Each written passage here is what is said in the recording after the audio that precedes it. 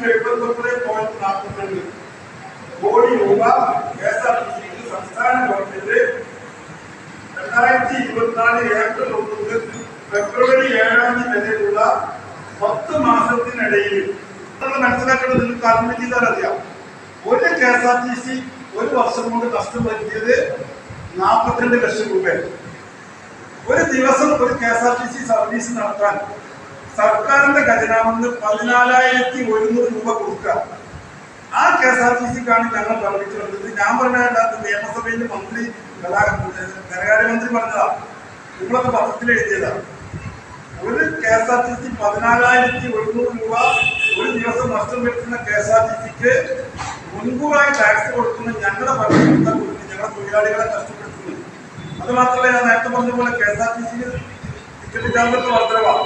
അപ്പൊ അതുകൊണ്ട് അധികം.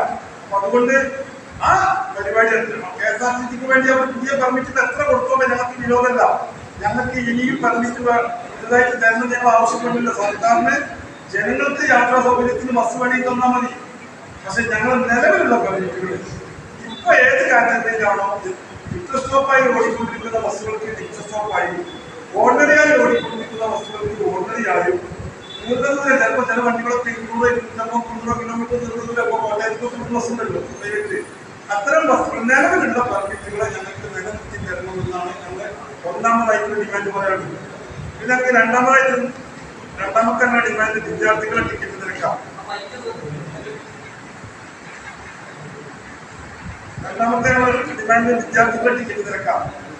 നിങ്ങൾക്കറിയാം, ഒരു നിയമപരമായി ഇപ്പോഴും വിദ്യാർത്ഥികളുടെ ടിക്കറ്റ് നിരക്ക് 26 രൂപയാണ്. നമുക്കറിയാം, ഒരു ലിറ്റർ ഡീസൽ, നിങ്ങളൊക്കെ പെട്രോൾ ഡീസൽ കഴിക്കുന്ന ആളാണോ, ഒരു ലിറ്റർ ഡീസലിന് 96 രൂപ കൊടുക്കും. ഒരു ലിറ്റർ ഡീസൽ അടിച്ചാൽ ഒരു ബസ് 3 കിലോമീറ്ററാണ് ബസ്സിന് മൈലേജ് ഇല്ല. ഒരു ലിറ്റർ ഡീസൽ അടിക്കാൻ 96 രൂപ ഞങ്ങളുടെ ബസ്സിൽ 96 വിദ്യാർത്ഥികൾ കാണും. ഇത് എത്രയോ വർഷം മുമ്പ് ഉണ്ടായില്ല. ഇപ്പൊ വിദ്യാർത്ഥികൾ വളരെ കുറഞ്ഞ കാലഘട്ടത്തിൽ ഞങ്ങളുടെ ബസ്സിലെ യാത്രക്കാരുടെ 5% മാത്രം വിദ്യാർത്ഥികളായിരുന്ന കാലഘട്ടത്തിൽ നിലവിലുള്ള ബസ് ചാർജിന്റെ 50% കൺസെഷൻ കൊടുക്കണമെന്ന് ഗവൺമെന്റ് 1964 നിശ്ചയിച്ചപ്പോ ഞങ്ങൾ ആ തീരുമാനത്തിനെതിരെ കോടതിയിൽ പോയി. അന്ന് കോടതി പറഞ്ഞത് ഒരു സ്വകാര്യ വ്യക്തി വേറെ ഒരു സ്വകാര്യ വ്യക്തിക്ക് കൺസെഷൻ അനുവദിക്കേണ്ടതില്ല എന്ന് പറഞ്ഞ് ഗവൺമെന്റിന്റെ ആ ഉത്തരവ് 1964 കോടതി സ്റ്റേ ചെയ്തതാണ്.